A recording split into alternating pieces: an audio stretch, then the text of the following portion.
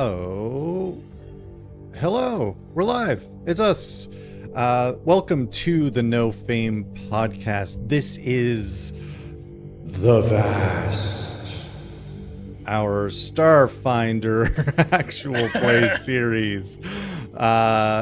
Hey, look, we're here with I think we decided some new faces and some old faces, right? That's how that works.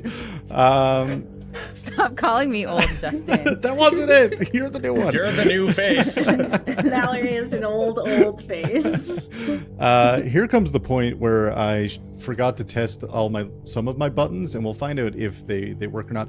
But hey, let's go in some kind of order. If you want to introduce yourself and maybe a little bit about what you do, starting with Doxy. Hello.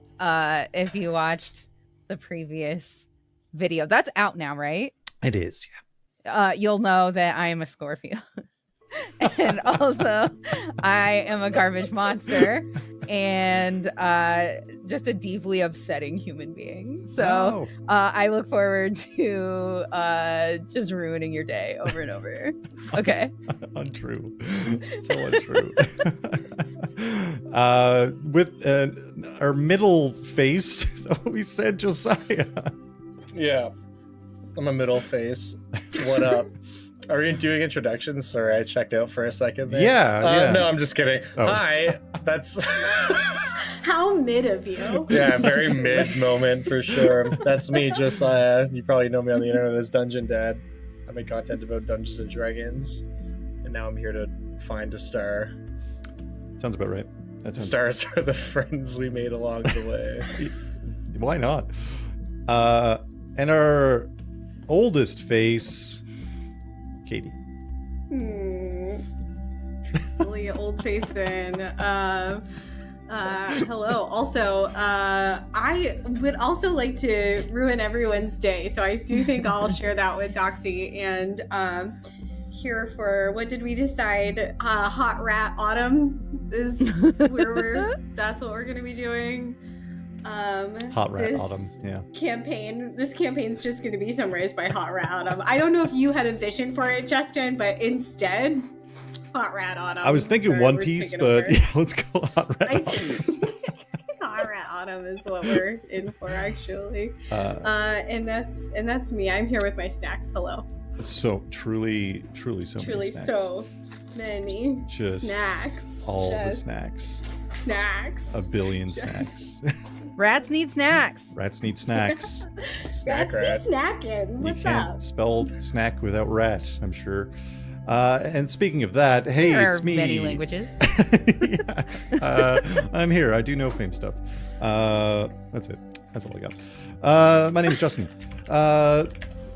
Yeah, this is something new, something fun, something I've been working on for a very long time, and we all collectively have been working on for a hot minute, for sure, with preludes and all that good stuff, which have been fantastic, which have been very fun. One Piece is long enough to be hot. Yeah. So devastating. I love One Piece too much. This is Starfinder, which is by Paizo, which is kind of based on Pathfinder, which is kind of based on D&D 3.5. And I thought, what about if Starfinder had just a lot of pirates? Just truly so many pirates. Just a billion pirates. A bunch of pirates? Yeah, because I watched 1,000 episodes of One Piece, and that's what lives rent-free in my brain every day that I'm awake. Which is fantastic. Yeah, this is kind of a little adventure that we're all going to go on, and I haven't made an intro video yet. This is when I'd be like, intro video, go! I've been busy. But I think... No, wait, I'm forgetting the horoscopes. Let's improv one. Oh, we do need to do our horoscopes. Let's improv.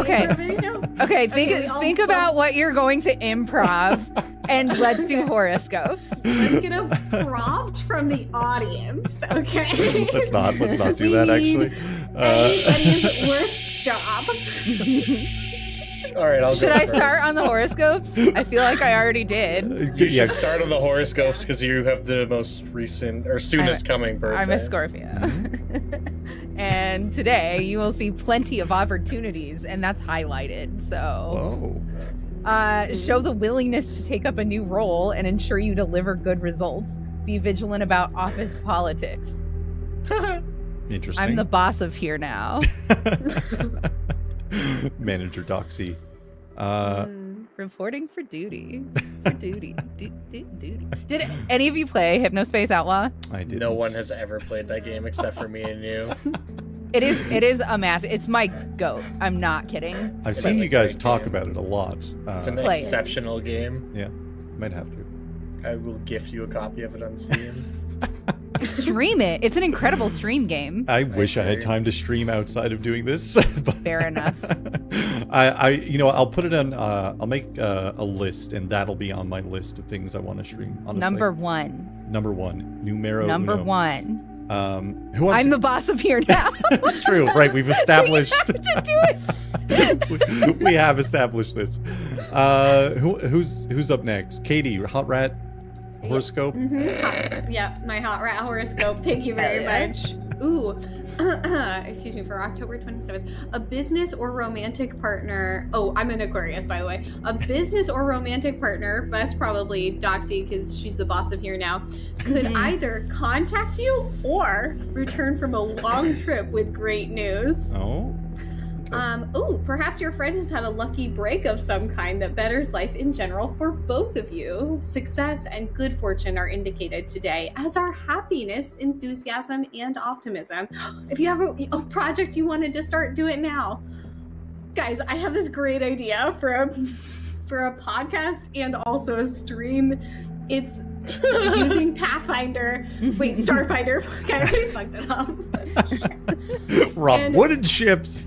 We're on wooden ships and Hot Rat Summer. Hot Rat Summer. Okay, that's my horoscope. What do we got, Josiah?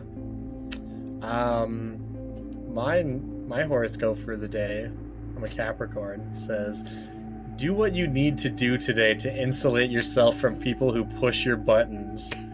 As I the should emo probably moon go. aligns with the healer feeler, Chiron, in your 4th house of moods and home, you're better off cocooning than doing battle in the outside world. Clock out early if you can and tuck in at Casa Capricorn with your favorite takeout in an engrossing novel or Netflix show. Just a bucket of garlic fingers. I will see you guys later. You can only have one because it's one per child. Right, one garlic finger per child. Yes. Sure. One garlic finger per Capricorn. Those are the rules. Finger. Wild. I'm just calling them that now. Thank you. I've got the approaching eclipse. What? Didn't we just have one? The approaching eclipse in your sign will play havoc with your emotions, and even if you're the most laid-back Taurus alive, you will inevitably get angry or tearful, or both, about something over the next few days. Maybe this session. Who knows? Who knows? Truly, I have a good idea, but we'll see. Raph pitched the idea. Our good friend Raph, who can't be here right now. They're doing. I don't know what they're doing. I don't know. I'm sure it's good. I'm sure it's fun. But yeah, they pitched the idea of doing the horoscope thing, and it's good. It's very good. They're off having their hot rat autumn, honestly. Yeah. We all are. I think all of that in mind in context of this setting up the session. The horoscopes lead the session, right? That's what happens. I think we should maybe get into this first session of the Vast. We're not gonna improv an intro video? Oh, right. I'm ready. Okay. Okay, Everywhere so- you look. Everywhere you look, there's a face of somebody who finds stars. Everywhere you look. Is that the only words? When you're There's also lost like a out rap there breakdown. on a pirate ship. I'll clip this, use this music for the actual video. That's what it's going to be. Oh, so Amazing intro. That was so good. We fucking did it. Honestly, perfect. And Innovative. Justin, we saved you so much time. You're welcome. Yeah, it saves me a lot of editing time, I think.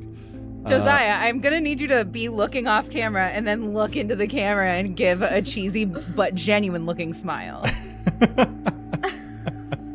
I'll just parse all the Dungeon Dad videos for the moment when he does that. Yes. It's fine. It has to be organic. Yeah, organic for sure. Like, Oh, I don't like that way that it's said. That's wrong. Oh, that did it to my brain. Good, actually. let's Pinger. Bad night. I'm reining in the. We're putting it back on the star rails. Yes. Too many With- goofs this early. Yeah, a lot of goofs. I mean, that's we have fun. That's what it's all about, right? We had a lot of fun here, guys. We had a lot of fun here. We honestly. We had so Yeah, much fun. me being the boss of Here Now, I would just like to inform all of you that we are a family, which means that I can pay you less and work you harder. It's all of my Familia. jobs, I think. All of them.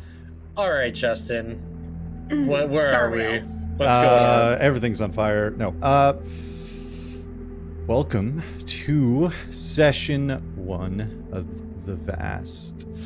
In the dark void of space, we see a small, bright glimmer. A speck of dust from our vantage. Something that looks insignificant and so impossibly small. A speck of dust alone in the dark. We slowly become aware of a hum. The hum of engines operating below the deck. A hum that we're very used to. Vibrating the metal floor we stand on, resonating the inside of the metal hull that we lean against as our gaze drifts slowly from the window to the dust in space to a control console that seems alive and buzzing with the amount of screens and indicators and lights and noises that emit from it. We sit at our console, our body moving and interacting with buttons and sensors and screens without us even thinking about them. Satisfied that we've done what we came here to do, the console softens and quiets itself, and a display opens up that reads Packed Worlds. That reads Packed World System. Split Station ETA 12 packed hours. Our hand passes over the notification, dismissing it back to the main screen, a deep blue, semi-translucent glass. Occasionally the screen tears and the staticky artifacts leap across and has this triangle-shaped logo with a key in the center of it. An alarm raises from another display. The text reads, "Now entering the diaspora."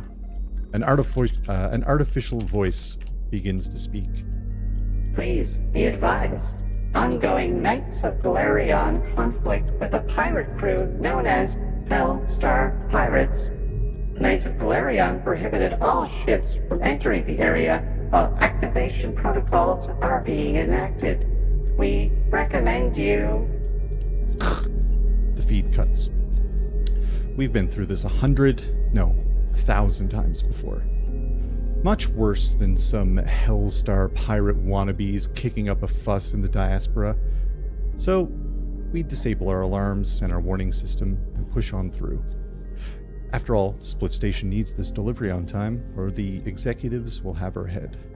We kick back in our piloting chair, throw our feet up on the console, and double-check the autopilot's engaged as our eyes get heavy, our thoughts venture beyond the stars. Our vision shifts to whatever is being broadcast, being picked up from the vast. You're listening to DSRB Dream Station radio broadcast. Are you tired from all the endless work? Stressed from the various dangers that await you in the vast of space? Do you need a break from it all? Then it sounds like you need a vacation to Dream Station. The only station that can tap directly into your own personal dreams. Want to spend a week on the teal sands of the second moon of Bretheda? How about competing in the legendary Circuit of the Damned without any of the danger? What about simply sitting and enjoying a meal with a long-lost loved one? Or maybe you desire something a little more intimate. Dream Station is the perfect getaway for you.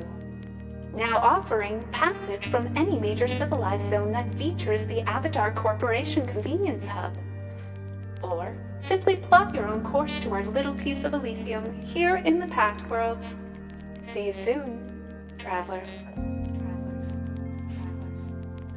It's a shame we missed our main display cutting in. 1, 2, 4, 6 red dots show up on our radar, closing in fast.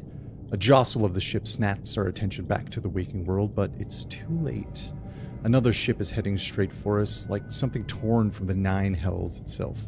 A pillar of dark volcanic stone and hellish reds and oranges glowing from various ports across the surface, almost like lava pouring straight out into cold, dark space. It's too late. We cut the main thrusters, kick on our drift engines, but the other ship is too close. We don't have the minute that it's going to take to jump to the drift. We take one last look at the interior of our ship. A small toy keychain of a smiling robot from a panel above our head that reads Abadar Corporation. The hell ship cuts clean through as the cold of space seeps into every nook and cranny. Blood erupts from our mouth as we float aimlessly away from the shuttle that we called home. The last thing we see is the flag of the Hellstar Pirates as the ship splits open into space and they rip open a portal of nightmares and disappear through. Welcome to the Age of Pirates.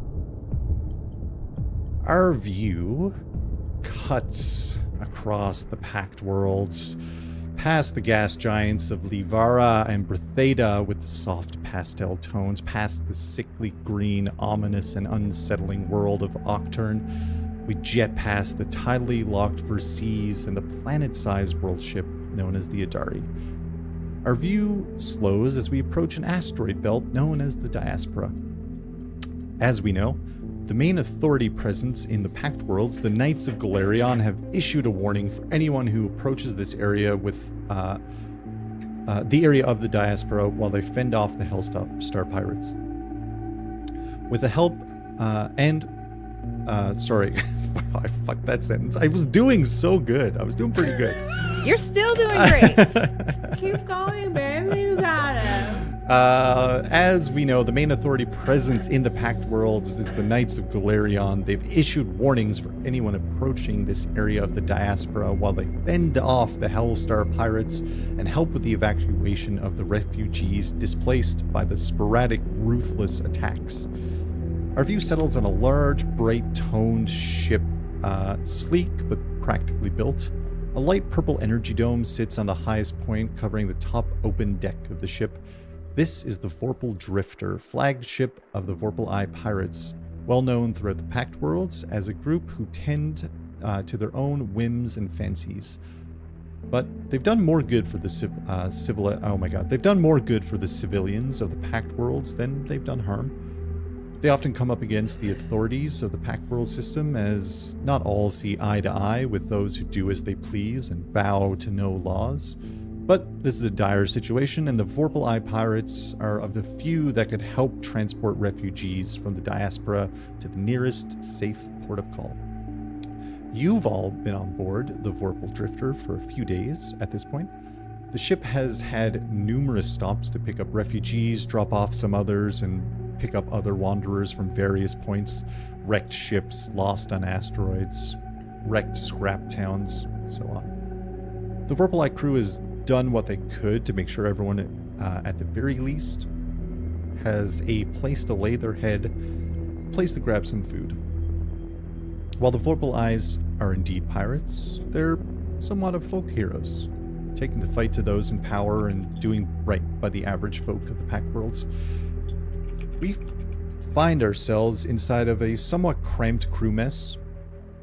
there are figures sitting at a couple of not so numerous tables within this room.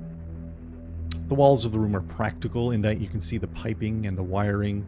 This isn't a starship made for passengers, which is obvious. Sitting at one table, staring out a large window, we spot a Yisoki. Katie, would you like to introduce your character and what they're doing in the moment?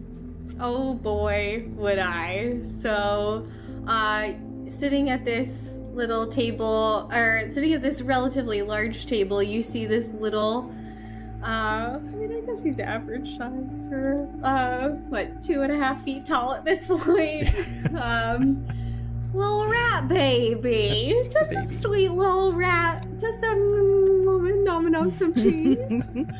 And their name is Skrank. Skrank is this, just a rascal, just a punk kid who the definition of knows just enough to be dangerous.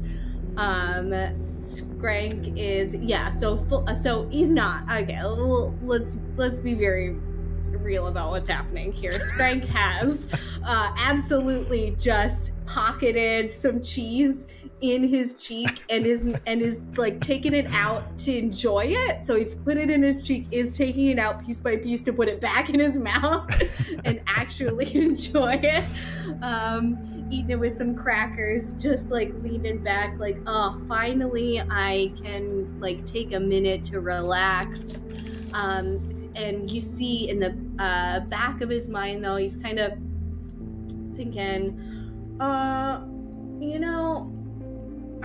I should probably get to work around here, trying to pick out some, I don't know, I bet this ship is old. I bet there's some tech lying around here that I could probably just pick at, and see if we can get, something out of this place, other than just this fantastic cheese, honestly. I will take the cheese, but, so you see Skrank just kind of like leaning back. He's got his wheels are turning and just shaking cheese out of his mouth and putting cheese back into his mouth. I feel like you should be able to internally just eat the cheese. Like you just push it over.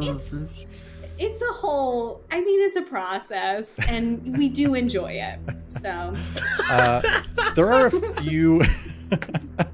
I'm glad that you enjoy it. There are a few others in the crew mess. You see like a little goblin figure. They look like the oldest goblin you've ever seen. Like, goblins shouldn't look this old. Goblins usually don't live long enough to look this old, but the wrinkles are just so heavy set in this tiny goblin. They're a little bit shorter than you, which is a rarity. Is that a real person or is that a bot, is the question. No, that's my friend. Oh, hey, amazing. That's Jason. Hi, Jason. Thanks for the follow. Hello, welcome. We're just getting started on our Starfinder podcast. You know what I didn't say?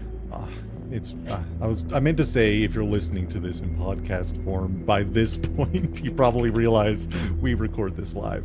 So hello.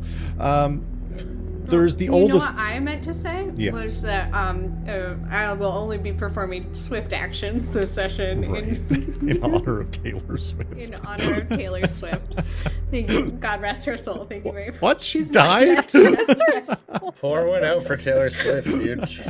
Way before her time. But not forgotten. She didn't die. There would be riots. Yeah, there would be riots. There's the oldest goblin you've ever seen in your life. There's two like younger humans. Again, kind of like humans aren't all too common, especially in the diaspora. But there's two humans. They look a little bit younger. They're like fiddling with some device, like it looks like a broadcast radio of some kind, and they're just kind of chilling out, looking pretty indifferent to what's going on. Like they don't really seem stressed or anything. They're just hanging out. And there's a member of the Vorpal Eyes, Nomae, who is a Lashunta Karasha, so the kind of shorter, stouter Lashuntas. She's got this kind of greenish skin. Her hair is cut pretty short and like a really sick undercut, and like tattoos kind of cover the underneath of her head. She comes over. She is the cook of the Vorpal Eye Pirates. She lays down just like some like very like generic like mush meal. Hey, sorry, we're trying to make do with the best we've got here while we got everyone on board. We haven't really stopped for resupply in a while, but you could probably use a bit of protein, so. Yeah, thanks so much for this protein. And take a bit of, I'm gonna put the cheese back in my mouth, actually. Just be like, I didn't have anything, actually. Lick it all off. Thanks so much for the protein. Sorry, what, hi, who are you? Nomae, we've met. Oh, yeah. Oh, sorry. I'm so sorry. I am a little just. Hey, it's okay. It's just been a long day, honestly. Things are stressful. There are too many people around here. Yeah, there's. She kind of like looks around and eyes like the two humans who are just like ambivalent to everything. Yeah, there's. Skrank's gonna look over to the old goblin and just eye that old ass goblin. The old goblin's just like. Just the biggest All thumbs right. up. Hey. Okay. That's his voice now. R.I.P. me. I'm gonna have a discussion with the goblin now. Thank you. Sorry, Nomae. I gotta go talk to this guy. It was nice talking to you again. I will wrap out the cheese from my mouth. Nomae's like, all right. Hey, I was thinking about. I heard you mumbling about doing some work, and I was thinking about trying to fish for some space whales, maybe at some point in time. I tried the other day, but Moro kind of gave me a hard time saying that I wasn't going to catch anything. So. Well, that's, Moro is exactly what Moro is, and is just gonna, constantly doubt your abilities as a, space whale fisher, and that's rude. Yeah, so that's what yes, I'll go space fishing with you anytime. Honestly, you know what? I did actually want to. I did actually want to see if I could hook some whales. You want to? Are you thinking? What are you thinking of doing that for? Are you trying to make whale stew or space whale stew? Yeah, more or less. Yeah. That sounds good. Yeah. Skrank's gonna just scoop up the entirety of the mush and put it in his other cheek pouch. She's like, great. Keep that for later. So much. I guess. That's what I do. Yeah. Okay. That's kind of my thing. Well, hey, I think there's a rod up on the open deck, but I gotta cook for, it's kind of early in the day and there's a lot of people to make food for, so. Oh, yeah. I mean, if there's a rod up on the open deck, I could hit up the space, and try to go fishing for a little bit. I was gonna say hit up the space ocean. Spotion. Doesn't make any sense at all. No. Yeah, I can do that. Yeah, I mean, it's up there. It's hard to miss. You probably seen us use it the other day. Yeah. I think our view kind of follows Skrank, who leaves the mess. It's like this hallway, pretty narrow hallway here, and Cheek's so full of everything. So full. Cheese on one side, mush on the other. Just every once in a while tensing the jaw muscle to push a little bit from your cheek into your mouth. Disgusting. It's like a fucking, like a siphon, how you feel like frosting on a cake. Like it's just like... like the beer hats, called but piping. the beer Oh. are... The beer hats, but the beer containers are my cheeks. And so occasionally I'll just... Hell yeah. And the beer is chewed cheese. Yes. And protein mush. And protein mush.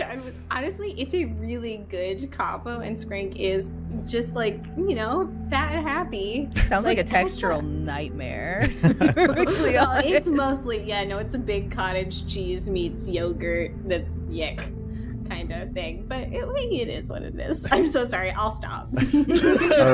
Josiah's throwing up the red flag, and we must move on. I'm gonna throw up an X card on that one. We push past the mess. The hallway itself is pretty narrow. There's a lot of doors, a lot of crew rooms, but this is also where all of you stay. There's like kind of a makeshift room that's been set up. You kind of turn towards the staircase, and as you kind of get closer, you feel the pulse of the engines increasing. As just beyond the doors, next to the staircase, is the engine room. The camera follows little Skrank up the stairs, past the pipelined walls, out of the mid-deck, up the stairs, past the cargo elevators, and onto the open deck. The soft purple-blue energy of the barrier hums calmly and surrounds the entire deck, which is the starship shield that doubles up as an air bubble, which is handy. There are quite a few people on the deck from all walks of life within the Pact Worlds. One in particular is another crew member of the Vorpal Eyes, who look like they're wearing a vac suit, so like a suit made to be in the vacuum of space, but they've got like this dark glass dome over their head, and it looks like they're wearing like a cowboy hat of some kind, and they've got like a very large long rifle in their hand, as they're kind of like look like they're doing a bit of a perimeter watch. Other than that, other people are seemingly trying to relax as best they can. There's crates kind of lining everywhere on this deck, and makeshift beds have been also set up to accommodate people who want to sleep under the open stars. Out on this deck, we also spot two figures, a Kasatha and a Lashunta. Doxy, would you like to describe your character and what they're doing? Sure. So Nolora is Lashunta. She's like tall, slim, has bumps on her face, but like in a hot way, right? A couple of really thin antennae that are like the same color as her skin, popping out of like very voluminous red hair that's pulled back into a ponytail. She's just like kind of effortlessly pretty, but she is also like way smart, so she's kind of full of herself. What you would see is she's in kind of like, think female Indiana Jones attire. She's got like a loose linenish shirt with like breathable fabrics going on, a couple of like pouches strapped around her waist, and she carries around a tablet, and she is likely noting like the different races of people that are around her, because she is very much like an anthropologist, like she studies people. Yeah. And like that's what fascinates her, is people and old stuff about people, and particularly as pertains to like language. There are a lot of different species that are kind of out on the open deck, without a doubt. Should we have our first roll? Do we want to do our first roll? If you want to do a perception or a culture check, culture is kind of your jam, and that feels pretty appropriate as you're like spotting people and kind of like going through the Rolodex in your mind of different cultures throughout the Pact Worlds. Okay. How do I specifically do a culture? If it's on Foundry, you can open up your character sheet, and which is double clicking your token, and you can click culture, I believe. And excellent. Okay. Oh, I love this. It's handy. It's very handy. This is sick.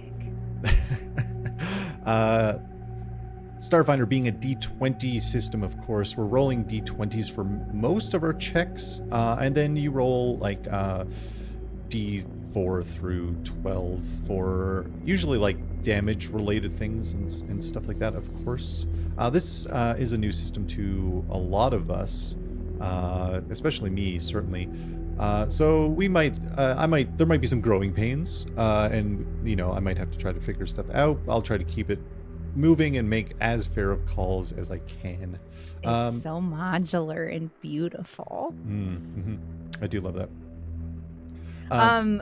Do I have any kind of situational bonus it's asking for? Oh no, just like a normal, Okay. just a regular roll. Oh no! So close. You got a good bonus though, I think, right? Yeah, it went from a 3 to an 11 without any kind of added bonuses. So we 11, take those. 11's pretty good. That's middle of the road, right? That's not a fail or anything like that. Yeah, maybe I'm stressing. Maybe I'm distracted thinking about, I don't know, how my best friend died several years ago. You Yeah. know? Yeah. Maybe that. R.I.P. Rave. R.I.P. Rave. If you don't know what we're talking Pour one about, out for Rave. go listen to our preludes. They're in podcast form. They exist under the vast. It's good stuff. Yeah, if you want a broken heart in particular. Every episode is tragic, honestly.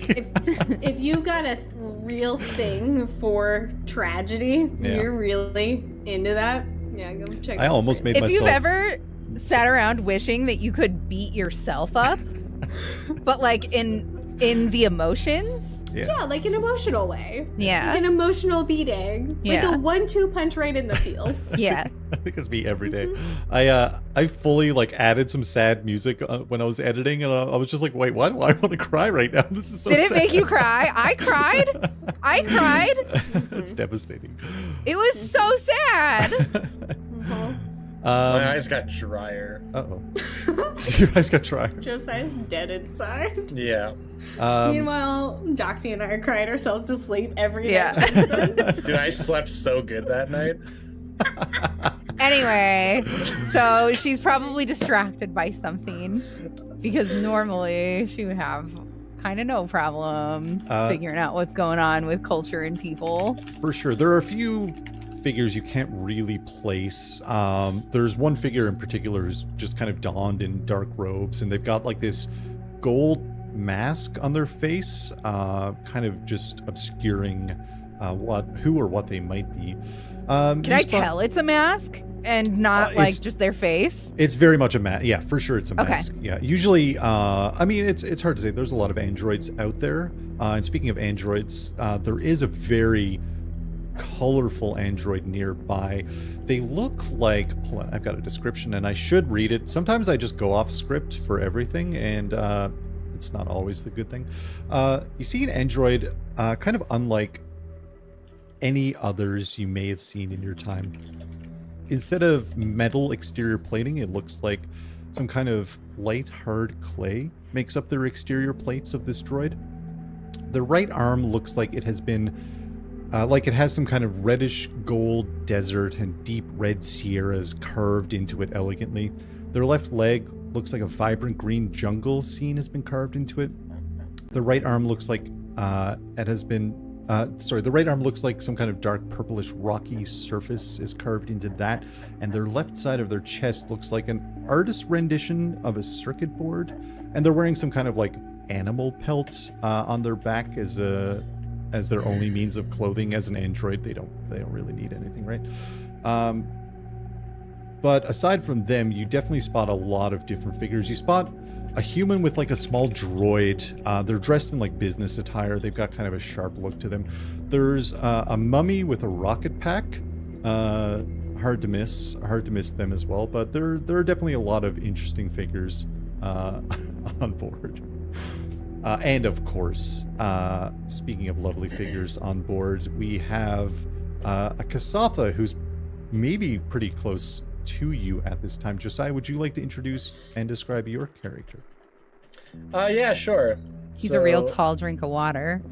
Yeah, Simion is a tall, sentient glass of water. With 4 arms. He's a glass. He's like the Kool-Aid man, except healthy. Justin fully made a glass of water character. Incredible. It's that there. Spoiler alert. I'm so sorry. I was really excited about it. It doesn't matter. Wait. We'll get through Josiah's intro and then we'll get into it. Sorry, Josiah. All right, let's get through this. So, Simion is a Kasatha, which are the resident four-armed, purple-skinned, long-headed aliens of the Starfinder world. And like all Kasatha, he's got the fucking face mask thing on that covers his mouth. I don't really know what that's all about, but I assume it's a cultural thing. Anyways, yes. Simion is very obviously a bounty hunter. Like, he's got the fucking leathers on with lots of different pouches and pockets. And he probably doesn't have his weapons out, but he would have like a large rifle kind of slung over his shoulder.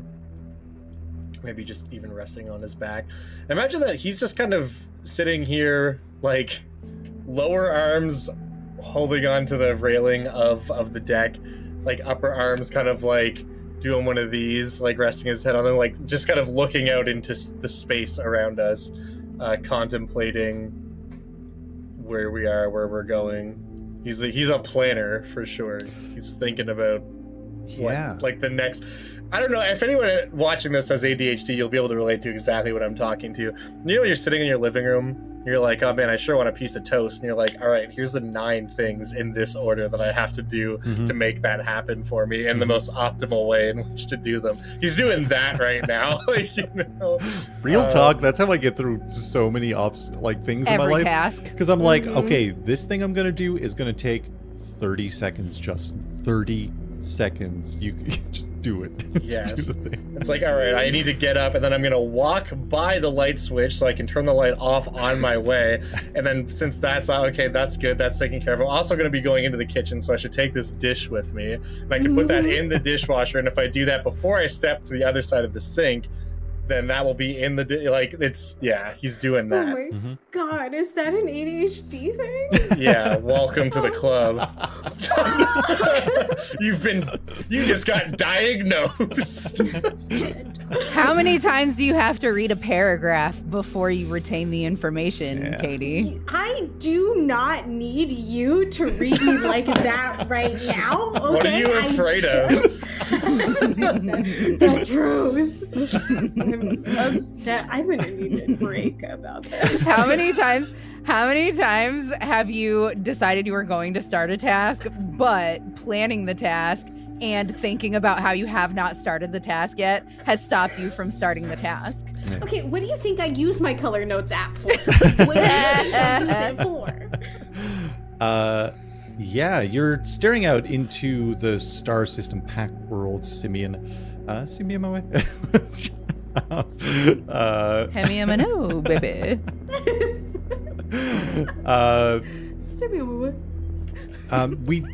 You guys all just kind of left the Broken Rock area. Broken Rock is kind of a I don't think you made it into Broken Rock. There's a lot of places outside of Broken Rock, but it's the kind of pirate capital. It's heavily defended and kind of difficult to get into, especially for bounty hunters.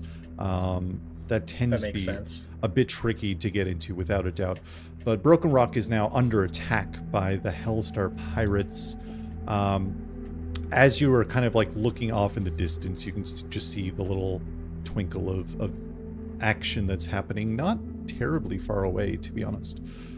Walking around the deck is this figure in the vac suit that we earlier spotted, and they kind of stop by next to you, and now you can see underneath their cap the glass dome is just like this blue sheen inside of it, and then like it kind of forms like these little globules inside of this glass dome. This is a water elemental who is, formed themselves inside of a vac suit and is a part of the Vorpal Eye Pirates. They kind of look, they approach you, Simion. Hey, how's it going? Spot anything interesting out there? I just kind of look to them and I'm like, Still lots of space, lots of stars. Lots of You know? space, lots of stars. Yep. I guess that is interesting from like a cosmological point of view, in a sense.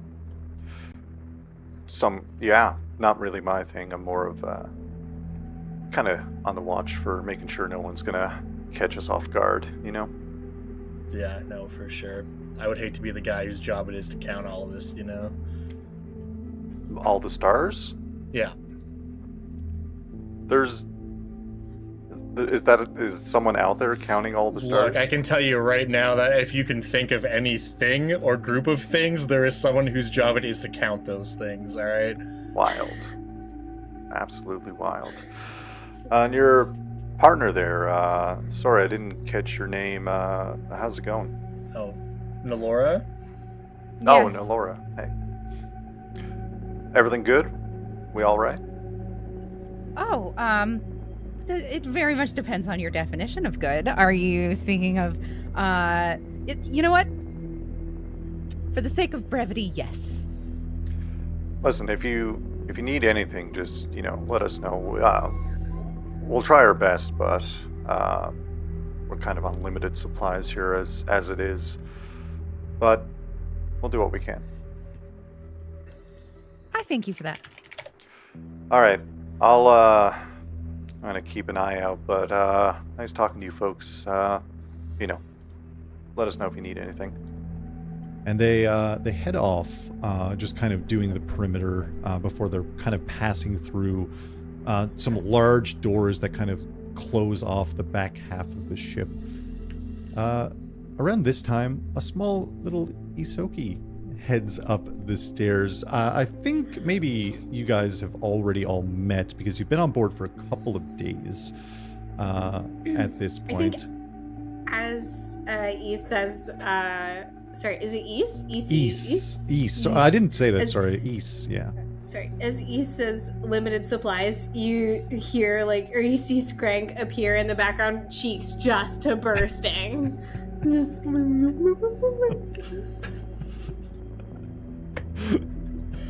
yeah.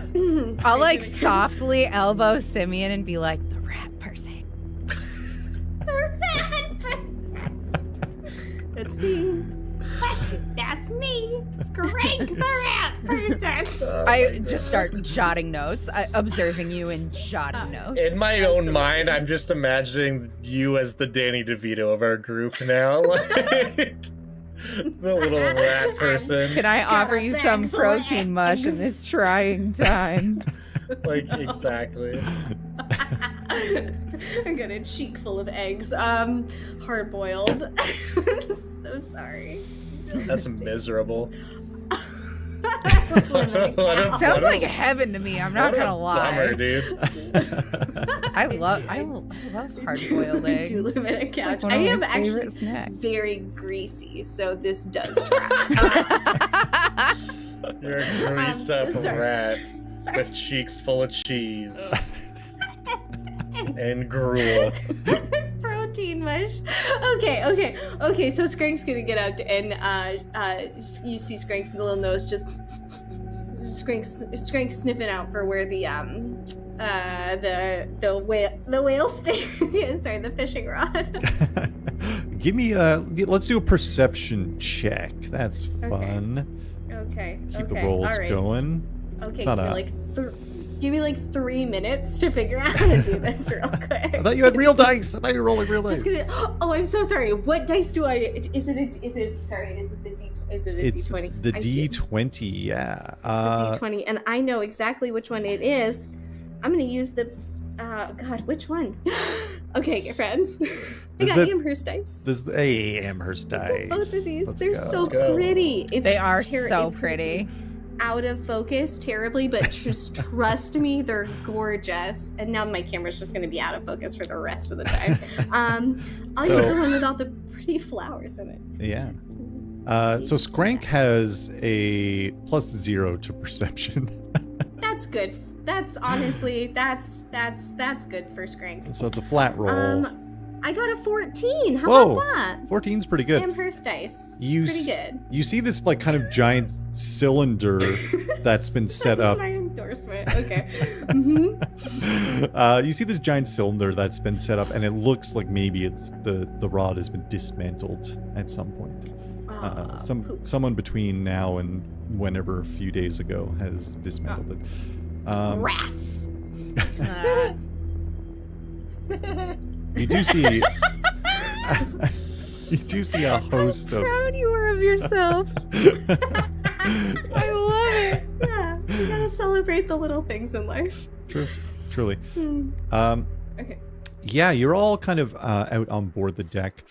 You see the colorful android kind of just like approach you all, and they're not very emotive, but their head kind of like turns as they approach your group. Hello.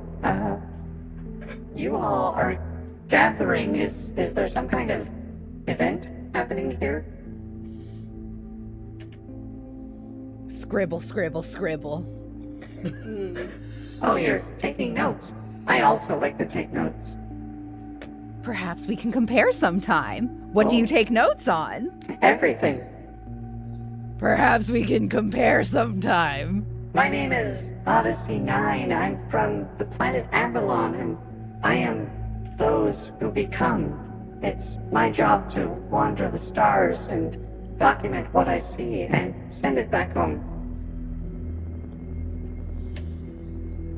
Simion, you called it. I did. He's out counting the stars. Oh. It's quite easy to count all the stars, if I'm honest. I mean, for someone like you, I imagine it would be. I have them all documented. I start zipping up my notes and like shoot them off to him. I'm like, I'll have yours whenever. Oh, yes. Well, I'm quite new. I've only been to a few planets so far. But I can send you what I do have. We must have weekly meetings. We must absolutely just share everything. Are all of you taking notes? Is that what this group is about? Just me. I'm just, hey, Odyssey, Skrank's like in the barrel, actually just like head down, butt up in the barrel. Hey, Odyssey, hey, Hello, can you little help? Hisoki. Could you, hey, you know stuff, could you just like help me real quick? I'm trying to fish for whales, for space whales, and Skrank's just like, You're fishing for space whales. This is not the area for that. no? No, you will find space whales near Bertheda. We are in the diaspora. They are different locations. Ugh. Why did they tell me to? Okay, well, all right. I'm sorry. I guess I won't. What if I tried to just go fishing around these parts? What might I catch if not a space whale? I just Unless you think if I was throw just- someone overboard. Nothing. bummer. I'm sorry this information is, unfortunately, bad. A bummer. I was just to your homeworld, little Hisoki. I came from the planet Akiton, where quite a number of you have taken root. Oh. How long ago were you there? Well, just about 2 weeks ago. Oh.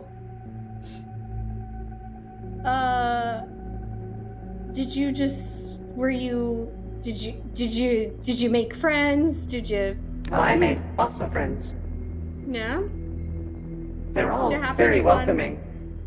Yeah, I mean, yeah. One of them Yeah, we- carved this. And they show you their arm, which is just like the carved into clay of the Sierras and desert dunes and some plant life of Akiton. Very deep reds and oranges and dark hues of the sky. Hold, just Oh. like that, just like that. She takes her tablet and like starts scanning the image that you did. And if Skrank can see what's going on the tab, it's adding to a file about you. Does that say my name in the corner? Does that say Skrank up in the corner, or that? What is this? And Skrank's gonna like paw at the tablet and try to. No, please don't be upset. He's stuck in the barrel. Just, No. Here, yeah, you absolutely can look. You can look. It's my job to know people and cultures, and seeing as this is from your home planet, I'm just taking notes. Kind of. You're the only one of you I've ever met. The Plus- only Yosoki? Yes, Okay. that's how that's pronounced. Great. Plus, you never know when someone's going to wind up with a bounty on their head, so it's good to have information about this kind I of stuff. clap my hand over your mouth. Wow. He's kidding. He's Simion. kidding. Half kidding. Oh boy. That was You a in joke. your Look. mouth. That was a joke. Yeah. He's kidding. I'm doing a bit. Uh-huh. His life signs do make it seem like he is joking. They rolled a 3 on their. Oh, Odyssey, you sweet bean. Okay. I'm gonna pull Odyssey aside. I'm gonna grab him by the back of the neck. I'm gonna be like, listen, that's not a joke. He's They're holding being you very- because.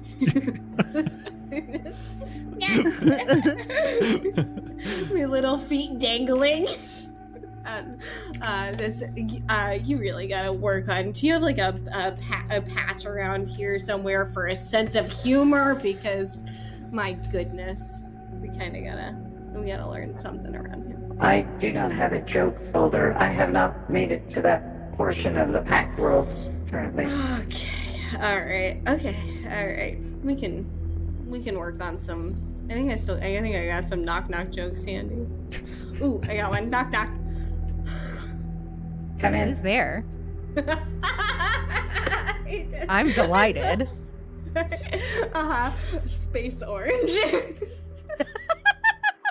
Oh shoot! I messed it up already. I'm unfamiliar with this space orange. Never mind. It doesn't matter. It's fine. So, Okay. okay. So there's no whales around here, is what you're trying to tell me. That was the point of. Affirmative. There are 0 space whales in this region. Okay, and there's nothing to go. And you don't want to assemble this fishing rod just in case? I'm unfamiliar with this fishing rod technology.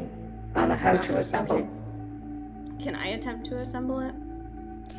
The parts. I'm handy. The parts are just kind of missing. It looks like it was fastened here. Like this is where it kind of sits, like a huge, like those people in Florida who have like the huge fucking fishing rods on the back of their speedboats and stuff like that. It's like one of those things.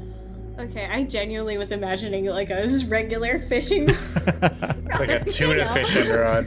Yeah, like a tuna fishing rod. Exactly. But the hook is whale sized. I mean, yeah. It could be that. Who No. knows? Okay. I would actually be quite delighted to help you put this puzzle together. May I have a look? Absolutely, by all means, please. You guys kind All of right. fiddle with this, assembling a fishing, a space whale fishing rod. Fishing rod. Space whale fishing rod. When You made us name it that, okay, Justin? did I? Yeah, that was you. Oh god, wrong track. Sorry. And all of a sudden, the rod explodes. Everything blows up. Everyone dies.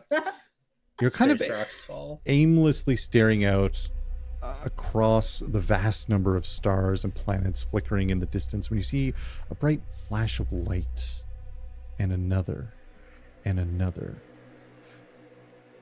Towards kind of where Simion you were looking previously, you now see getting closer a small fleet of objects heading towards the vorpal drifter.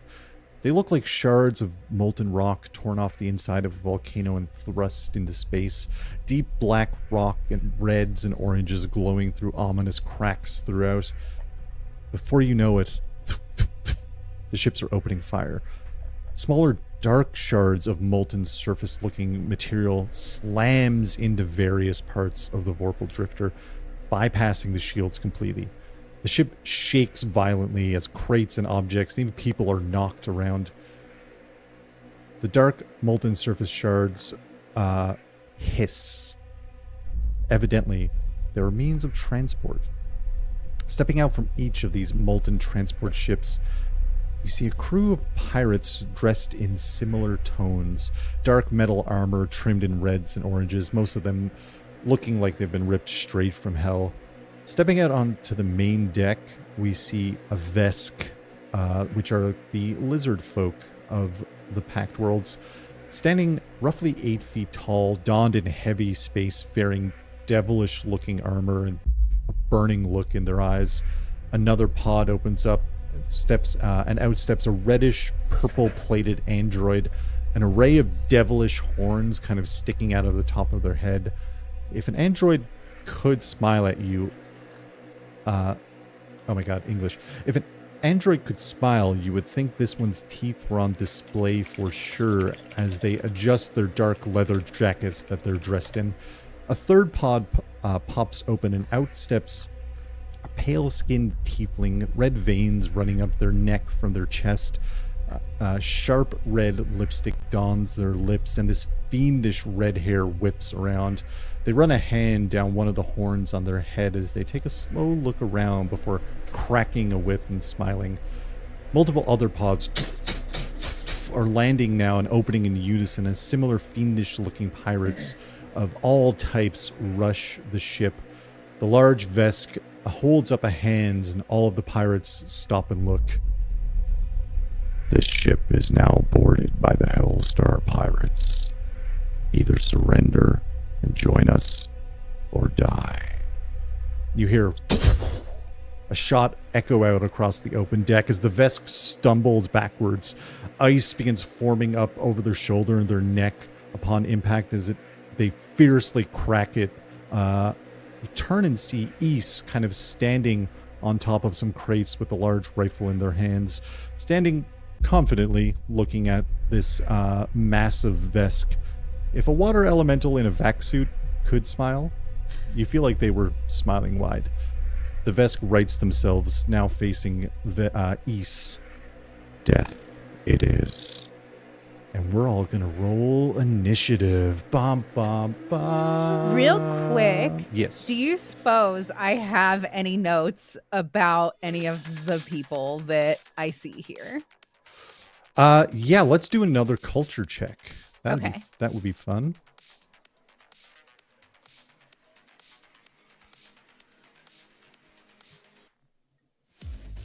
And let 22. us 22. Holy shit. Yeah.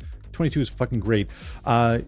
You instantly kind of like, again, internal Rolodex. These are for sure the Hellstar pirates. The Vesk is Blood Commander Arose. The android is known as the immortal android Noro, and the tiefling is known as Hell Temptress Vilevera. These are high-ranking officers under the command of Devastation Blade Vale, who has quite a sizable bounty on all of their heads. I look to Simion and I say, we're going to be fucking rich. Skrank's ears perk up. Sorry, what? This is I pull up the wanted poster on the tablet, like zoom in and just flip it to where they can see it, but the bad guys can't. Heck yes. Skrank's little nose is just a. All right, understood. Help us in sharing the profits. This is again new system for us, but D&D kind of D&D. It's similar to D&D in that it goes round by round. Everyone rolls initiative with a D20 plus their initiative bonus, which is just your dexterity modifier. So, you know, if you have a let's just take it. Where's I didn't move Skrank yet. Let's take a look. Yeah, I wasn't sure where Skrank should belong in this. Skrank, for example, has a dexterity of 15, which is a +2 modifier. So Skrank rolls initiative with a +2. Right. I'm supposed to fucking roll. Sorry, I can't roll mine for some reason. It's the only thing on my sheet that, or wait, no, that whole row of things on my sheet I can't click on to roll. Oops. That's not Is it okay if I Doxy, just perhaps roll a you should d20 and add my 1? Definitely, yeah, definitely. Get Just Okay. some Amherst dice because they will let's go. roll. I got they will roll. 16 is mine. 11 for me. I have an 8. Amazing. I'll get those numbers again in 1 second. We're gonna take just like a very short break. We might have 2 breaks. There might be 2 short breaks while I get the combat map all set up. We'll be back in a few minutes, friends. BRB.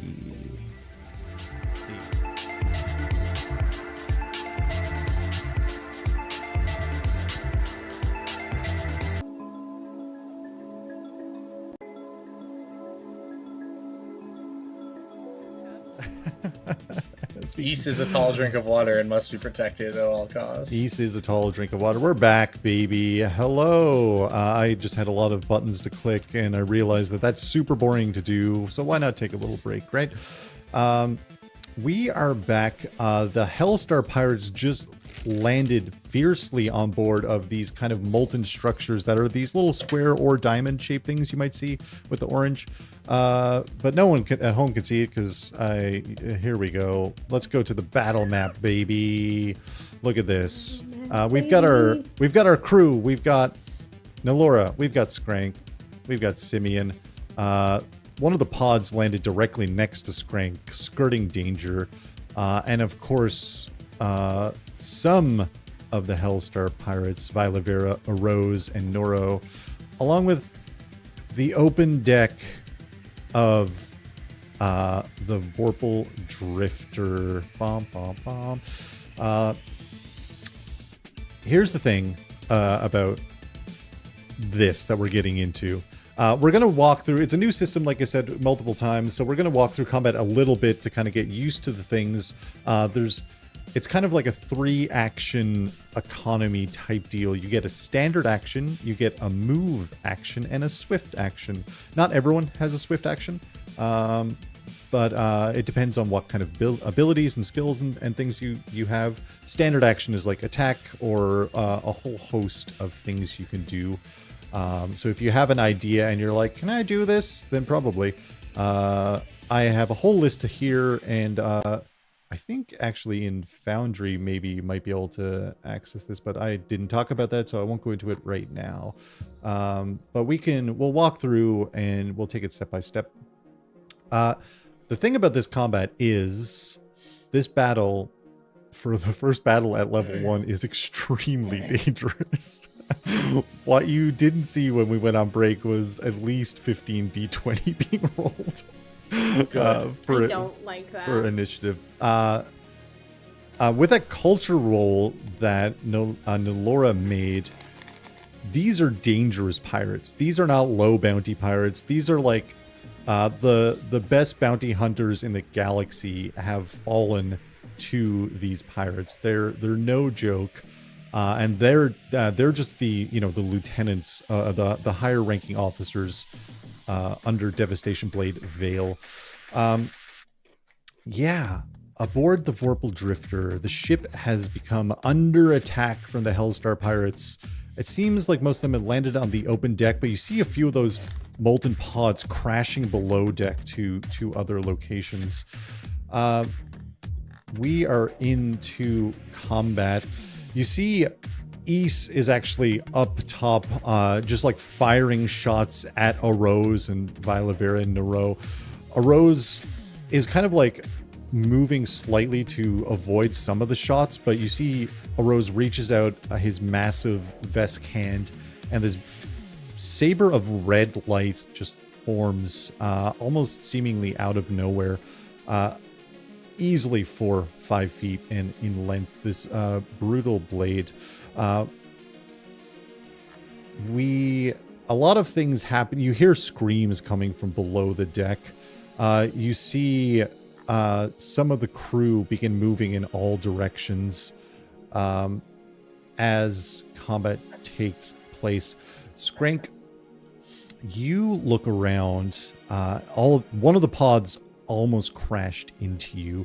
You see the crew of the Hellstar Pirates take off in all directions. A lot of NPCs, a lot of the other crew, a lot of the other passengers on board they look frightened and scared, and you see a lot of them are actually starting to make a break to try to get the fuck off of the open deck, more or less. What is Skrank doing? It's Skrank's turn, and again, you get your movement, which for Skrank is 30 feet. Each of these squares is 5 feet. Starfinder has odd rules for moving on diagonal, which I don't really want to get into, and I don't also agree with. So we're going to ignore that for now. So if you're listening and you're like, Justin's not following the rules, welcome to the podcast. What is Justin, notoriously a rules lawyer? Notoriously following all the rules, always. What is Skrank doing in this moment? So this pod that landed right next to me, do I know what it is? Can I figure out what it is? Can I? You watched one of the Hellstar Pirates kind of land and get out of this pod, and they ran somewhere on deck to harrow the passengers and crew of the Vorpal Eye Pirates. Okay. So I don't know if this pod is like dangerous anymore. Is that this is where the danger came from. And there's a lot of these pods also. You see, they launched from huge ships that are kind of like almost catching up now with the Vorpal Eye or the Vorpal Drifter. Okay, I don't like any of that actually. Stuff. Okay. Ugh. Okay. Perhaps I could.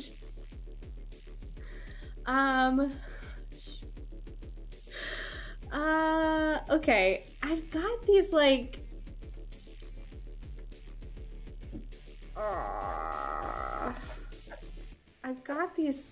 I've got these grenades.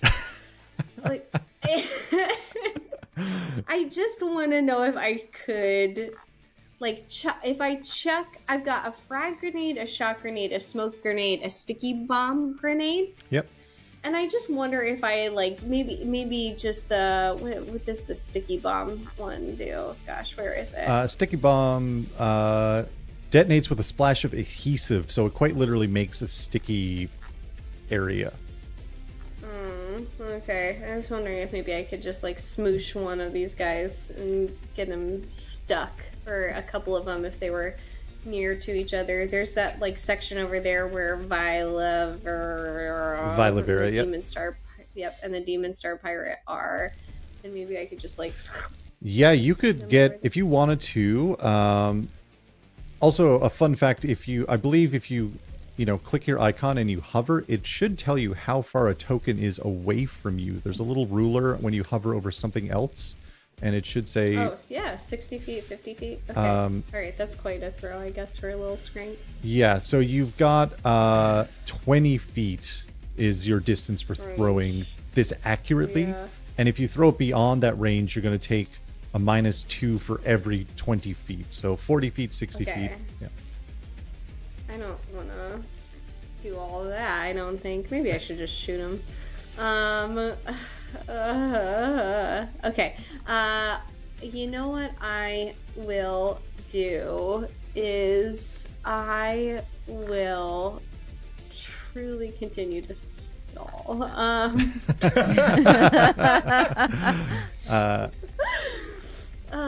Yeah. Maybe it would be actually the most helpful if I throw out smoke grenade and just cause a bunch of chaos? Just right into the center? Yeah. Let's do it.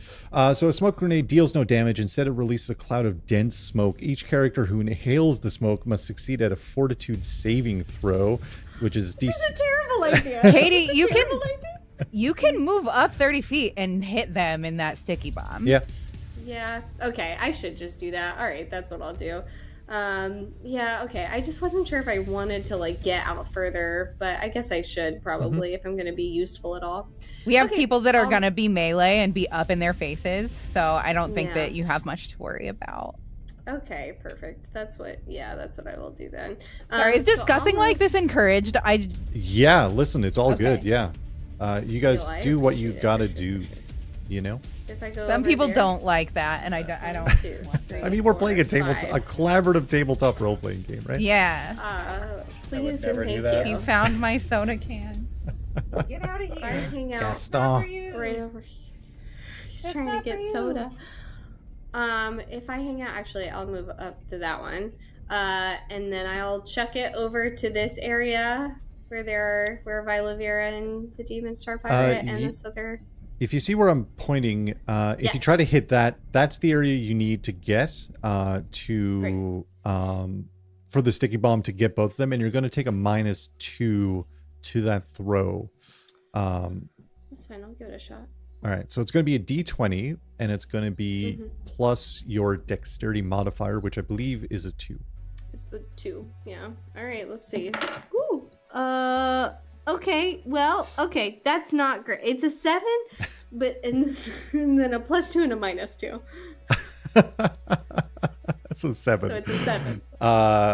Amazing. All right, I need you to now do me a favor and roll a D8. Okay. All right. This combat sponsored by Amherst Die 5. 5, great. Perfect. And now a D4, if you'd be so Okay. kind. This I can also do. And that's a 1. Great. The sticky bomb lands. You were aiming What for have I done? here, and it moves back 1 square towards. You don't flick it as far as you thought you were going to flick it, but it does explode over this. I didn't rename all of the. That should be Hellstar Pirate. I changed the name literally between the prelude and yesterday. Between the pirate, it lands between you and the pirate. It does catch that pirate, so that becomes difficult terrain for them.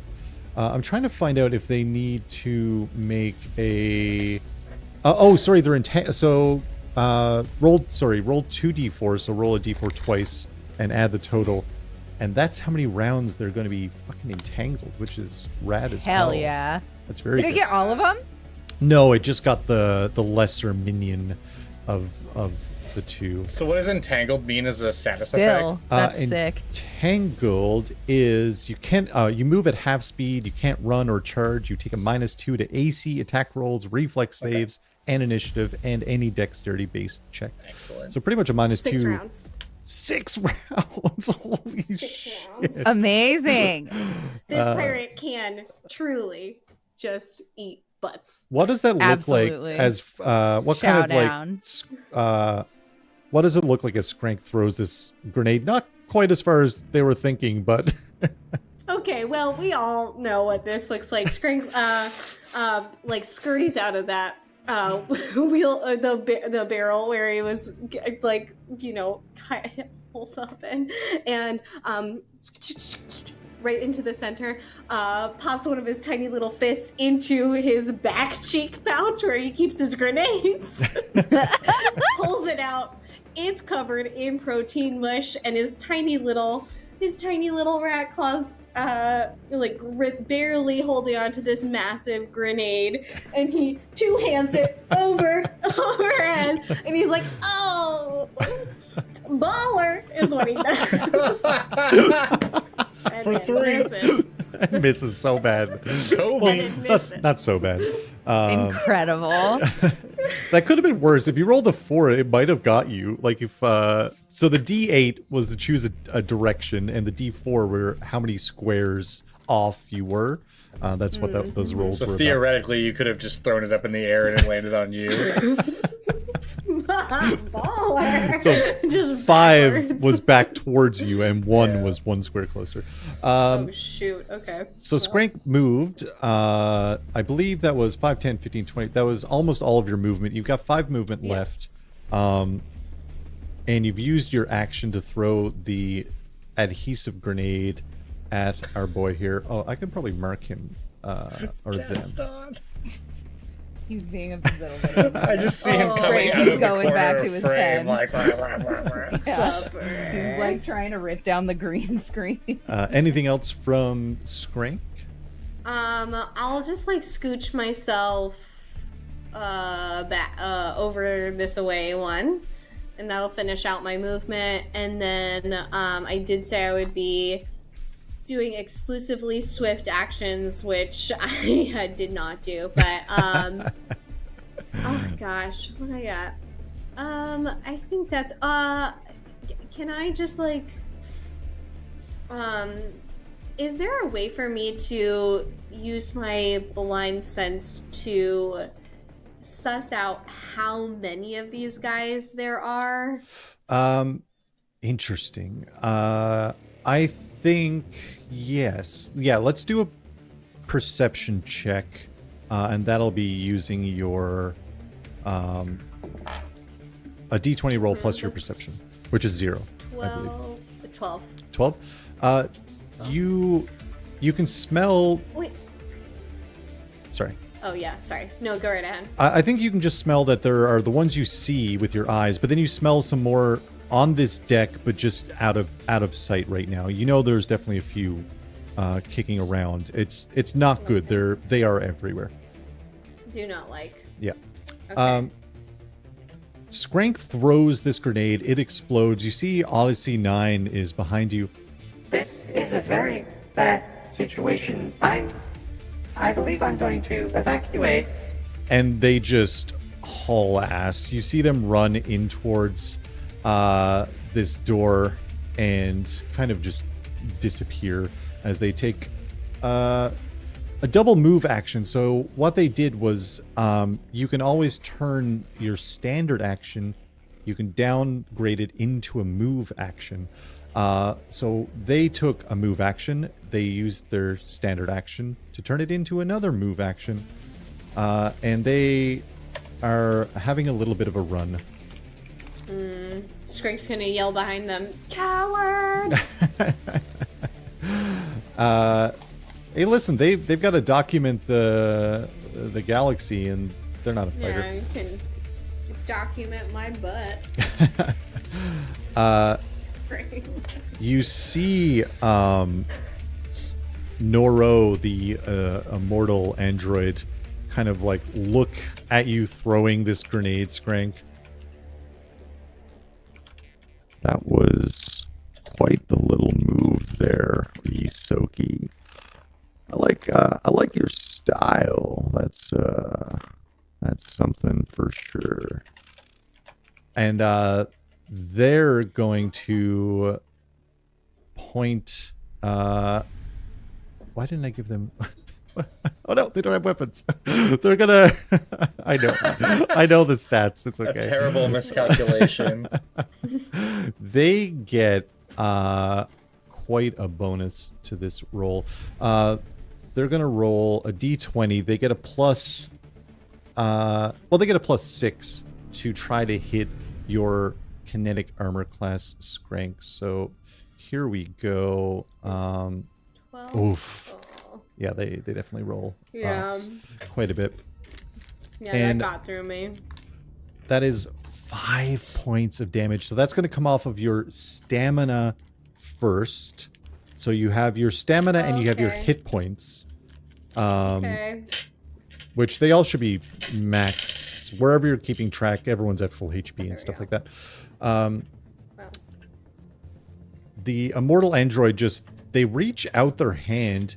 They're not holding a weapon, but their hand you see it change formation and turns into what looks like some kind of rudimentary pistol as they shoot you. Pretty point blank, only 5 feet, well, 10 feet away, technically, I guess. A very dire hit against poor little Skrank. What's Skrank's? Oh, all of Skrank's stamina is gone. That's all of Skrank's no. stamina. This Yeah, knocks that'll be you all on your Skrank's. ass. Not literally. We're not going to make you prone or anything like that. But this is a heavy fucking hit. It really takes the wind out of your sails. And healing in this game is difficult. Just a heads up. Yeah. Yeah. So you see Skrank, it just, like rockets through one of his ears and he goes, "Ah!" and just like cheese flies out of his mouth. Skrank not having a good time. East is still on board these crates, kind of just like opening fire, keeping a lot of them at distance as best they can. As Nolora, you see this, the immortal android Nero, their hand change formation and shoot Skrank. What's Nolora doing? It's my turn. It is your turn, yes. Okay. She will look to Simion for the signal on who to shoot with her stun gun. Hell yeah. So you're holding your action, or are you just I'm asking Josiah who he's going to attack. Only I was trying to do it without breaking immersion for everybody. I'm so sorry. It's okay. You would definitely just see Simion looking towards the person who was closest to us and the person who just fired at Skrank. This guy. Yeah. Oh yeah, sorry. You can long click. You can hold down to ping the map. Your mouse. I should say. Fun! Okay, so that's the one that I'm attacking, is this Noro. Everyone's going wild with the pings now. It's fun. So excited. Oh my, be over here. Be. And okay, so I'm gonna shoot him with my pulsecaster pistol, Hell yeah. which has a chance to like stun him. Let's go. Let's fucking do it. I would love to roll this attack. There we go. There we go. Whoa. And the animation. Yeah, I put special effects on my dice. That's so good. That fucking hits their sorry, is that their EAC? Does it say EAC? Okay, Yep. so that's their energy armor class. That still hits. 2 energy damage. Mighty 2 damage. It says this blast stuns the target without dealing serious damage. Yes. It's a non-lethal weapon, so it's meant to take. Well, your bounty hunters. It's meant to take people down without killing them, essentially. Yeah. You fire this blast. What does the shot look like for Nolora? So you know those plasma balls where you touch it and it goes zzz to your finger? Yes. It looks like just the inside of that floating very slowly. Like it looks like that, but invisibly the damage is in front of it. So people think they have more time than they have. Ooh, that's fun. Yeah. That's very fun. I dig that.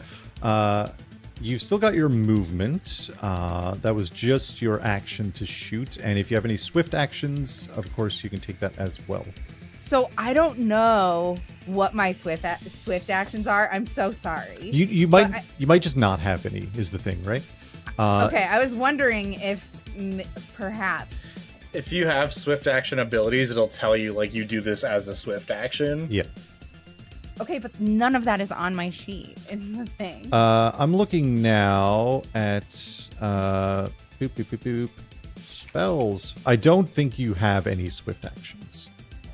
Okay, I was hoping. Oh no, those got removed from my sheet too. Hey.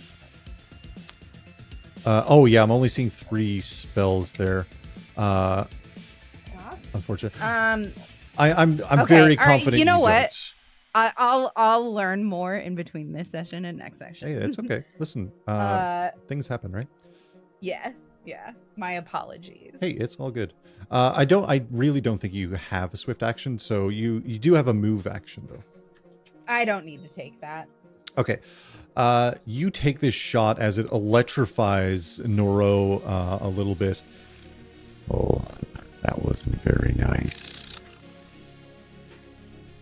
Not looking to be nice. I'm looking to get rich. Oh, I'm sorry, but the only place you're gonna see is the 9 hells. Excellent. I haven't seen that yet. I'd love to take notes. Our boy East is holding down the Blood Commander, a Rose, and I'm now realizing Noro and a Rose, they're way too close. In fact, if you turn Nolora, the Z, right? yeah, and Nolora, if you turn the Z of Oro, anyway, doesn't matter. We all followed. I'm with you. I was right there, and then you just backwards it. You just horizontal it, and then you backwards it. Yeah, and that's it. And then you bop it. It's the same name. It's fully the same name. Simion, you see Nolora take this shot after kind of like almost wordlessly, you eye Noro, and then Nolora takes the shot. What's Simion doing? Yeah, so I am going to, first and foremost, like, looking towards Nolora during our kind of dialogue, the question that I want the answer to really is dead or alive. What's it say on the bounty? It says dead or alive. These are hardened criminals. Notorious. She'll notice that he's like asking that, I guess, and she'll just yell back, DOA. Cool. So I'm going to use a full action to do a trick attack. Hell yeah. So which incorporates my movement. So I'm going to use all my movement to come up here. And as I come up, I to do my trick attack, I need to, before anything happens, make a, because I have the Daredevil type, I can make an acrobatics check, and the DC is 20 plus whatever their challenge rating is. Hell yeah. So I have a plus 13 to acrobatics. So let's go ahead and just roll that and see. Cool. So that's a 24 total. 24. Holy shit.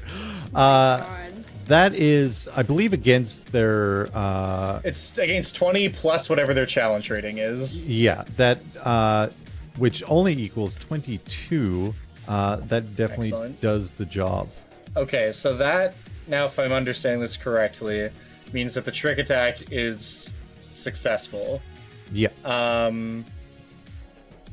So that just means that they take extra damage if I even hit them. Yes. Okay, so yeah, with my acrobatics trick attack, basically I'm going to run up towards them, and with two of my arms be like reaching for my pistol and like my knife as if I'm coming out, and then with my other two arms really quickly I just pull this fucking rifle off my back and just try to bop this guy real quick. Fuck yeah. So let's see. That's just I think I have a +3 on this roll. You do, yep. Okay, cool. So that's a 17 total. 17 does hit. Is that kinetic? Yeah. Yes, I believe so. That hits. Cool. Yeah, it is piercing damage. All right, so then our damage I think is just a flat D8. I don't add anything to that, right?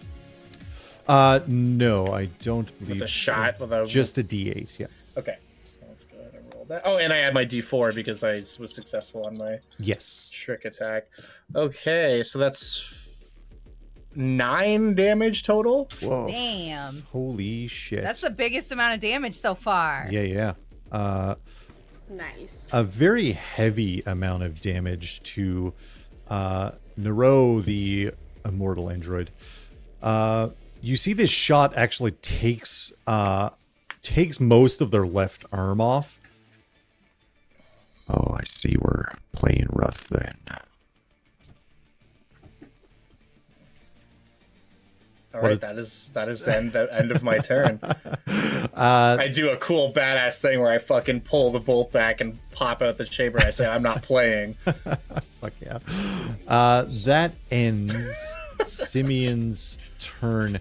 We see a lot of our little NPCs here making a mad dash. A lot of them are going to try to use their like kind of double movement actions. The mummy with the backpack just rockets straight across into a wall. Yeah, I was gonna ask about that guy, but we never really got that far. Just a mummy with a backpack. Just a hanging mummy out. with a backpack. This NPC is going to move. All the NPCs seem to be kind of making a dash for the interior of, to get off the open deck and away from the danger. We see a shadow looming over the open deck of the ship, the flagship of the Hellstar Pirates, now keeping pace with the Vorpal Drifter, just a few meters above it, almost scraping the bridge of the ship. A small flash of light emits from the hellish ship, but we don't see a molten launch pod this time. It's something else. Something glowing like hellfire itself slams down hard into the center of the open deck, fully bending the floor beneath them, the metal flooring.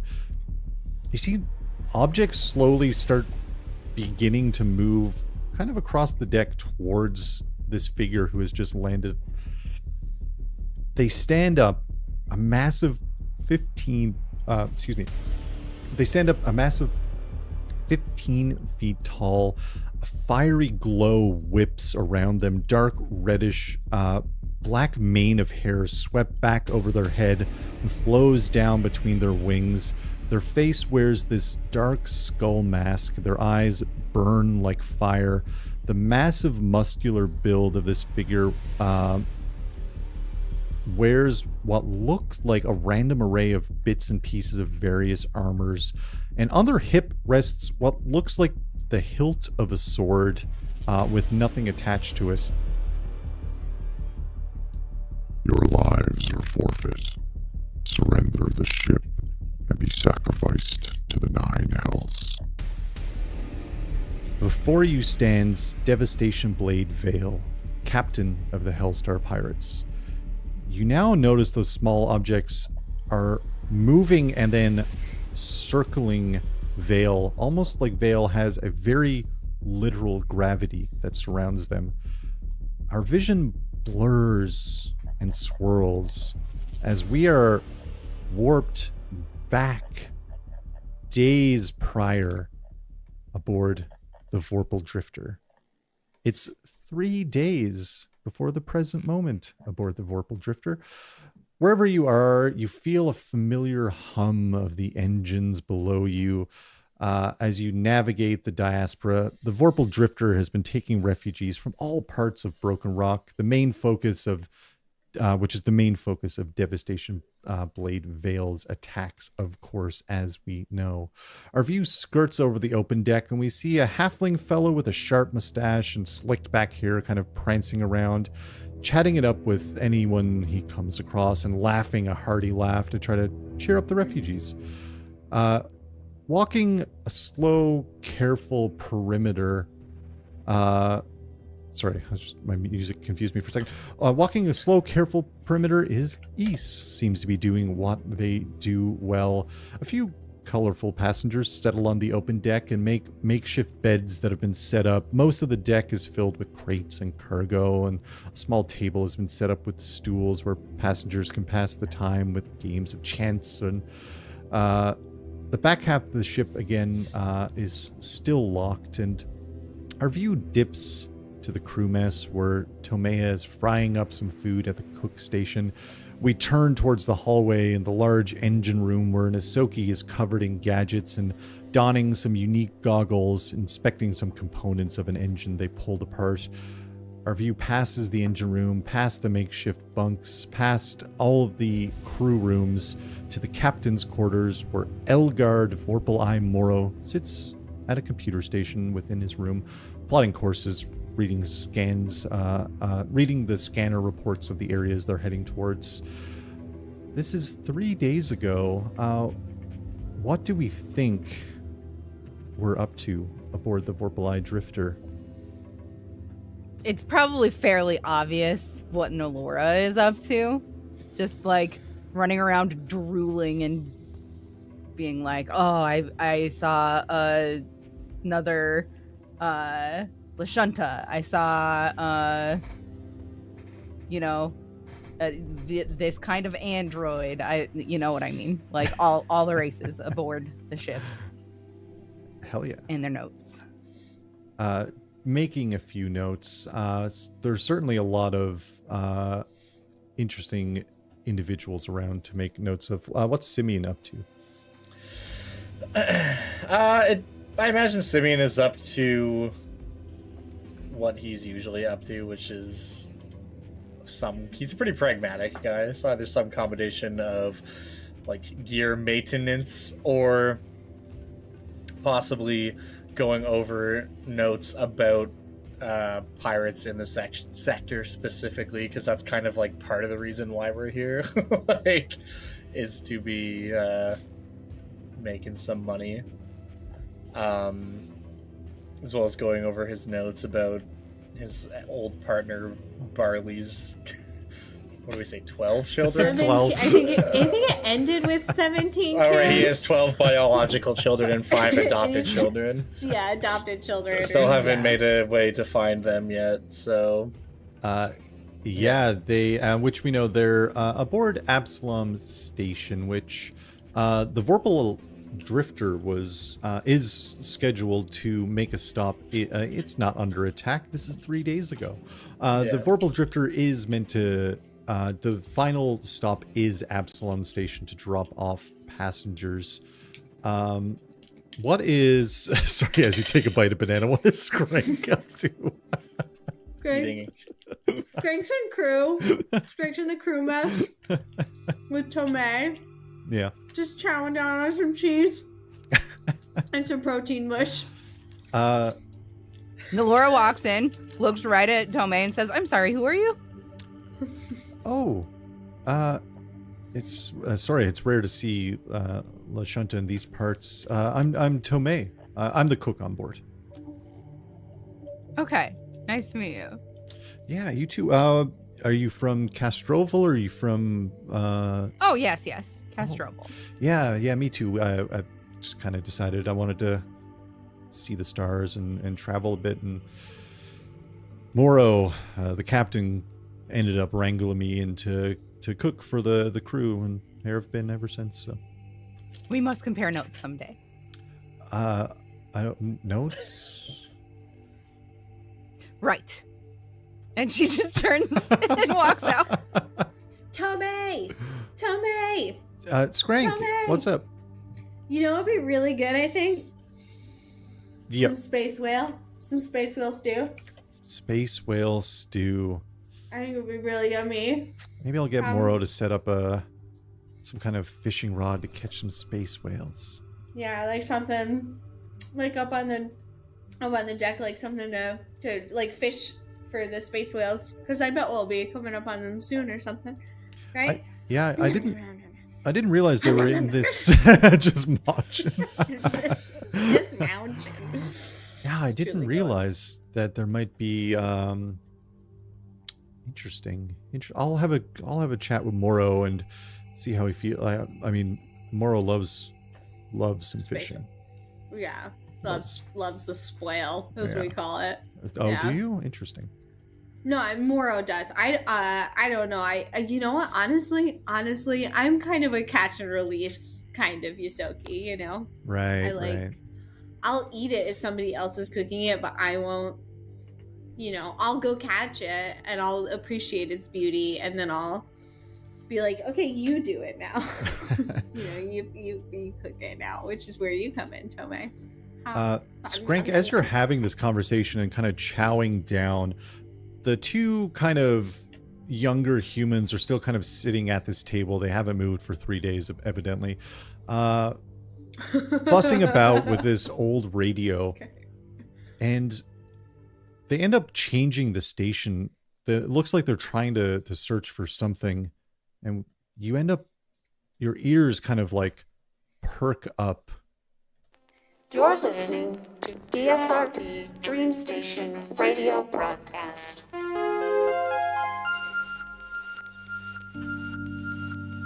Need somewhere to switch your mind off and your wildest desires on? Then it sounds like you need a trip to the #1 vacation hotspot in the Pact Worlds, Dream Station. Navigate through the asteroid belts of the diaspora from the comforts of our luxury suites.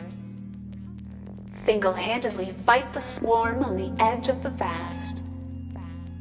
Fly effortlessly around the citadels of the Absalom Station. Dream Station is the perfect getaway for you. Now offering passage from any major civilized zone that features the Abadar Corporation Convenience Hub. Or simply plot your own course to our little piece of Elysium here in the Pact Worlds. See you soon, travelers. You see they're kind of, one of them looks kind of just like, oh, whatever. But the kind of, there's a figure with like this gold bell hat on, and another figure who has like green kind of dyed hair with like kind of small glasses that they're wearing. You see that one of them the one in that gold hat kind of seems a little bit uneasy about the broadcast, and the figure with the green hair is like, well, you know, it's just like some kind of art project. Someone is out there, you know, broadcasting and trying to do this big thing. I think we could do something, you know, better than that. Kind of having this conversation.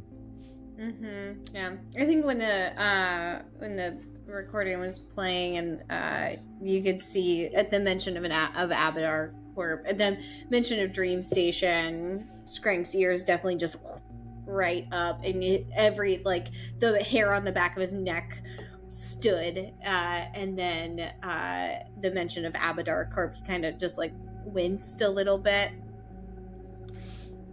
Shoots a look over at the two people who are talking about this. They don't really seem to be paying attention. You see the one with green hair, with the like kind of dyed front of their hair, look at the other figure. Yeah, well, Bobbin, I think like once we get out of here, maybe we could just like kind of find out what this is all about. Like, I don't know.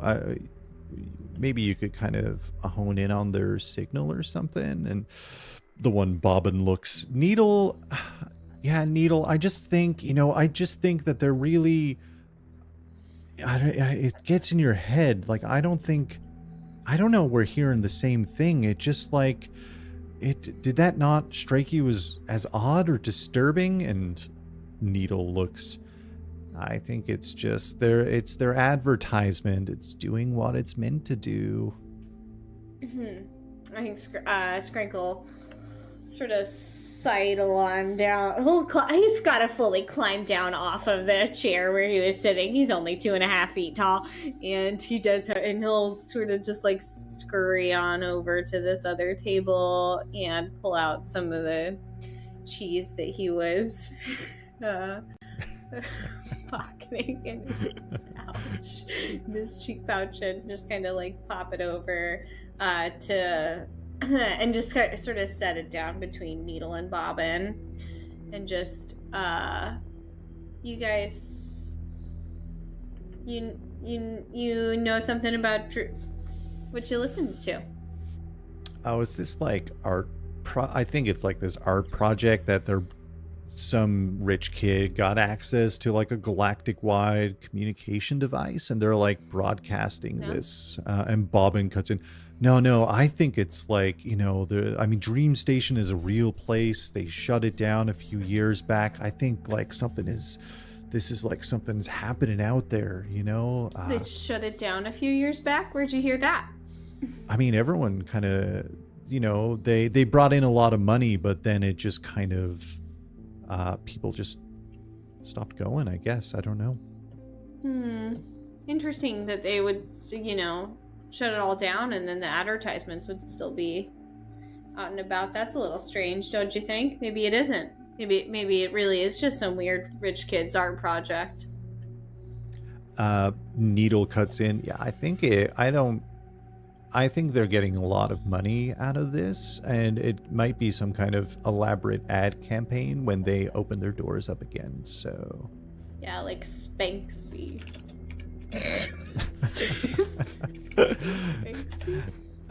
Bobbin cuts in.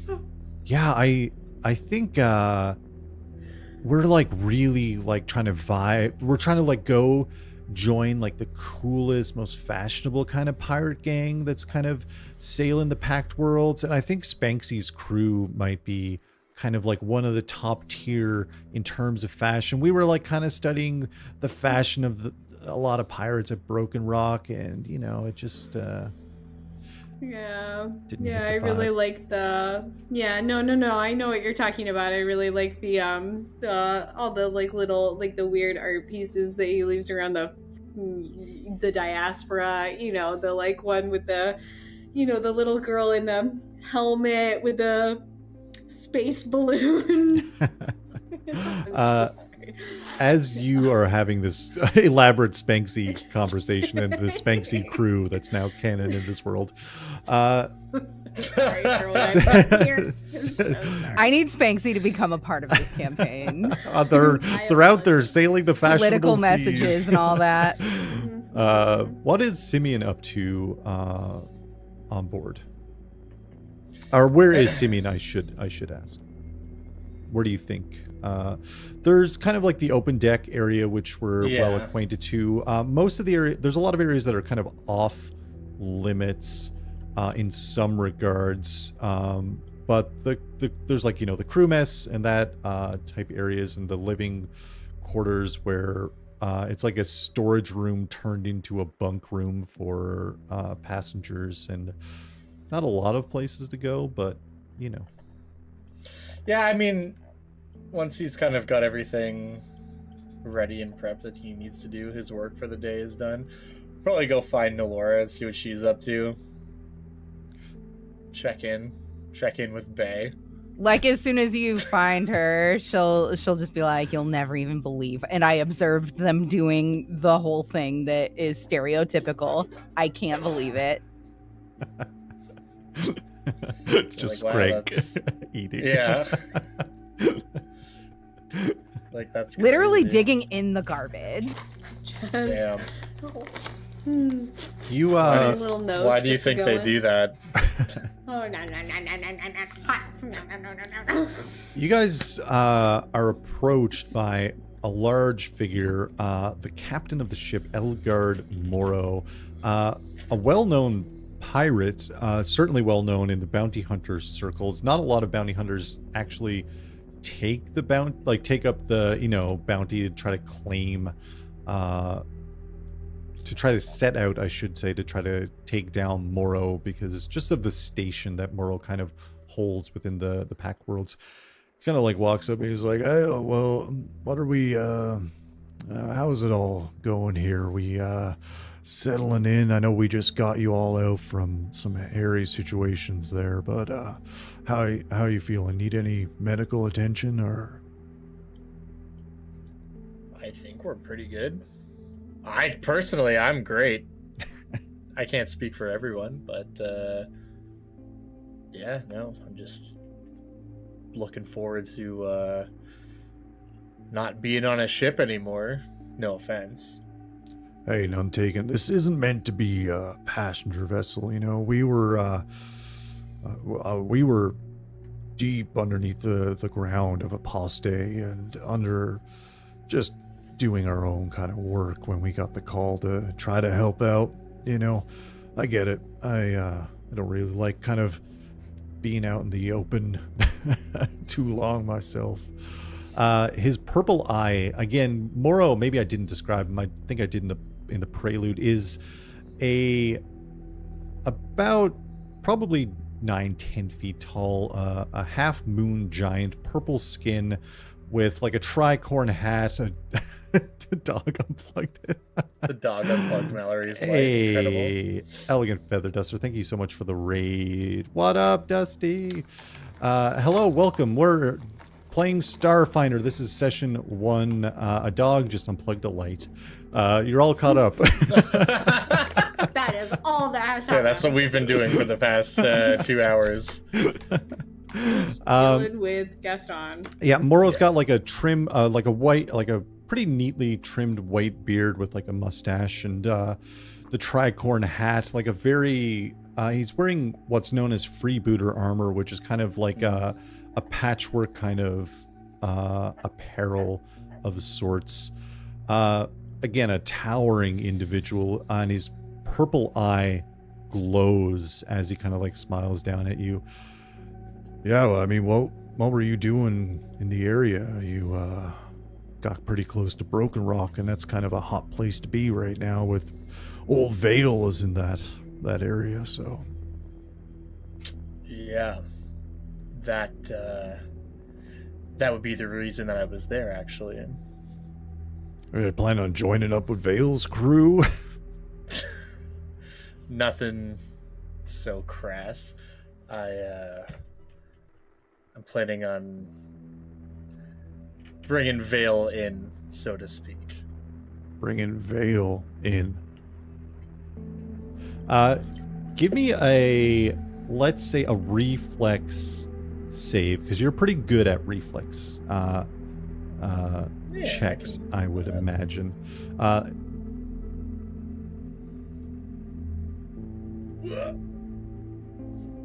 Oh shit, that's a 24. 24. Oh, Jesus Christ. I rolled a 17. Moro has a plus 25 to athletics. Moro, not in a threatening way, pushes your chest with his massive fucking hand, and you fully step back, and you know, like, you were well, like, set up in this moment to protect yourself, and just the sheer force of this figure almost knocks you down, but that wasn't the intention. He looks at you, he's like, I think you're in over your head, kid. I, like, shrug with both sets of arms. I'm like, that may be, but look, I'm not out here trying to waste my time hunting down small fries. And when the target seems to be a particular bastard, you know, we can check both boxes at once, and he is both a bastard and the bounty's pretty high. Yeah, it's So- a significant bounty without a doubt. Vale is, you know what they do, right? They take down pirate crews, force them to join their crew, or they kill them.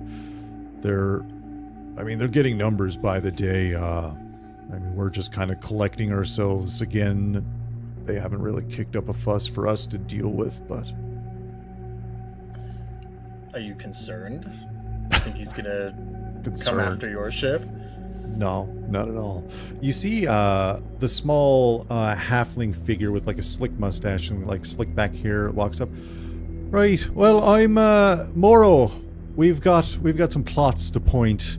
A lot of work to be done. We need to figure out. We've got some refugees that we need to collect, and not enough time to really figure it all out. It might be up all night. Sorry to interrupt whatever's going on here. I saw the vicious poke. You got to watch out for Moro's poke. He doesn't mess around. Guy's Anyway, got a hell of a poke. yeah, brutal. Known for it. Galactic, galaxy-wide. Known for it. Moro, we've got a lot of, and just like talking as they like walk away. Moro's like, oh, I should go take care of this. Looks at Nolora. You studying something? Rather someones. Everyone. Right, so bounty hunter duo, one of them studies the targets, the other takes the target down. You could look at it that way. Interesting. Well, listen, I don't want any fights breaking out on board.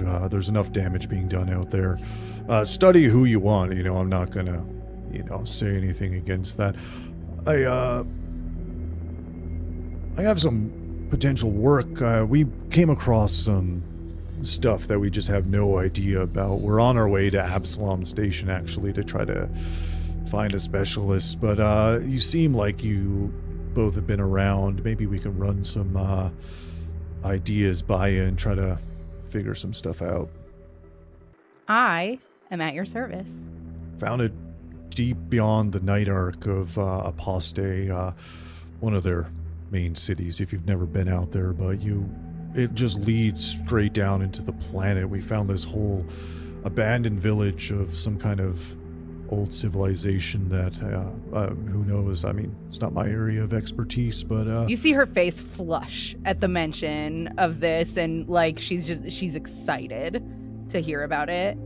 Yeah, I gotta plot some courses. We'll coordinate maybe tomorrow about it and go from Have you there. got photos, videos, holograms, anything? You know what? Come with me. I'll point you all in the right direction. Jumpstart, who's our engineer, kind of the scientific officer on board. They know a lot about all of this. Excellent. Moro kind of leads you down below decks, which you're well acquainted to at this point, and points you just kind of towards the engine room. The doors are open today, and you see a small Isoki there. And speaking of small Isokis, back in the crew mess, you're having this like deep conversation about Spanksy, was it? Spanksy, like Banksy, but Space Banksy is what I was going for. Spanksy. Obviously. And Spanksy. oh my god, English or memory in this case. Bobbin's like, anyway, I think the station is just kind of, and like they're fiddling with this device. I think, hold on, and you hear they're sending out another one. You're listening to DSRB Dream Station Radio Broadcast. Anything is possible at Dream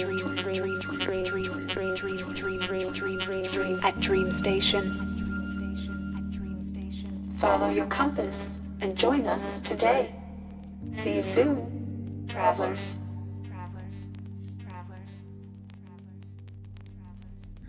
And as our vision fades back to the Vorpal Drifter, back with Devastation Blade Veil landing in a heavy, heavy thud against the Vorpal Drifter, you see they kind of take this long look around.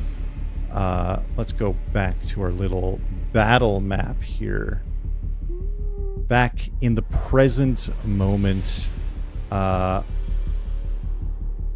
as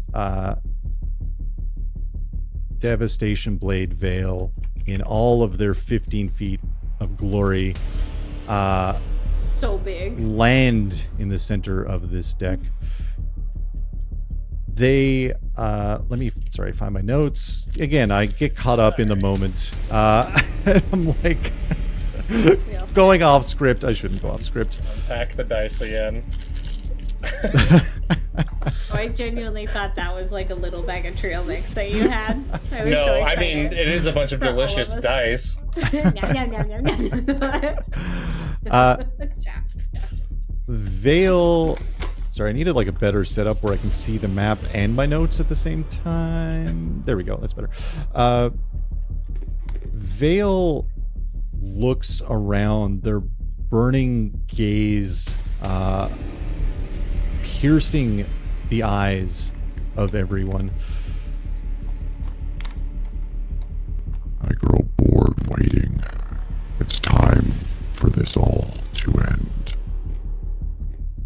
They grab the hilt that's on their hip and with two hands pointed ahead of them, pieces of dark, craggy, molten rock snap and crack off of all over them, swirling in a small tornado piece by piece as the molten rock snaps into place on the hilt, forming a giant two-handed sword that looks like it was forged deep within the heart of the hells. Vale doesn't hesitate for a second after those sword forms, slamming it down hard onto the deck of the ship. A massive flash of burning light erupts in a straight line between both in front of and behind Devastation Blade Vale as the vorpal drifter is split in half. No. And I think we're going to end our session there. That's so scary. No, Skrank. No. Damn, Skrank really do be right on that fucking gap. Don't do this to me again. Just in the gap. Is where Skrank is. Just in it. No. Hey, you gotta have some tension. You gotta have some drama. No, you don't. Going on. I'm so sorry. No, you don't. This could have been happy. Skrank could have just. We could have had a whole episode where we ate cheese and protein mush. Would have been cute. Cheese and protein mush. Vale has split the goddamn ship in two, and that's where we'll pick it up next time. Hey, this was fun. I think a little taste of Starfinder, kind of getting used to it. We won't be back for a hot minute, I believe. It's going to be a couple of weeks, and hopefully by then we are also joined by our good friend Raph, who just couldn't make this session, and we'll see how they fit into the mix if they can make it. But yeah, we'll be back in like 3 weeks. Let's go around and kind of say where people can find you. Let's go in reverse order. We'll start with oldest face first. Katie, if you want anything to say, Yeah. anywhere people can find you. You can find me in the nursing home. I'm so old. You cannot find me anywhere. I don't even try. You can. What's your pager number? It's 2266. It has been, and it always has been, and it always will be. Good luck. You can also, you know what? Our new messaging system at the hospital is Volt, so you can also Volt me now, not just paging. We'll Volt you. Uh-huh. Middlest of the faces, Josiah. That's me. Shit. I forgot what I was gonna say. I got so focused on the Family Matters transition. Yeah, you can know me as Dungeon Dad on the internet. You can find me on YouTube Oh, you're right. and Twitter under that name. That's all I have to say to you. Hell yeah. Doxy. Hi, you can find me by walking directly to the nearest garbage can and sticking your head inside. Or I guess you could look at my Twitter if you wanted to at ZER0DOXY. I'm so sorry that my dog distracted me for the entire second half of And unplugged this your light. stream. Sabotage. And unplugged my... Here, I can turn on light mode for a second so that you can see my face when I look at you or talk to you. I mean, anyway, my section is over. Anyway, bye. Those tweets are fire. A lot of fire. Thank you. A lot of fire going 100%. on. And hey, it's me, Justin. I'm here. I'm doing no fame stuff. Silvistead, new episode Monday. Our Dire Odyssey D, not to be confused with This Odyssey. our Dire Odyssey D&D series, DM'd by Patrick. I'm now realizing that music wasn't on a loop. Here we go. Coordinating a lot of stuff. Hey, yeah, check it out. Podcast format. We'll be back with that stream in 2 weeks. We'll be back with this stream in about 3 weeks. This was hella fun. A little taste of what's to come. Things are bad and they're only going to get worse. Spoiler alert. I hate it. I hate it. Thanks, I hate it. None of our friends are online right now to raid, so that's it. That's just good night. good night from us here. Thanks for watching. Thanks for getting in chat. Sorry, I was so busy I couldn't pay attention to chat. I normally love reading chat, but I was DM brain. I'm just like focusing on too much, easily distractible. Thanks for hanging out, friends. Thanks for playing, friends. We'll see everyone later. Good night. Good night, everyone. Good night. Au revoir. Bye.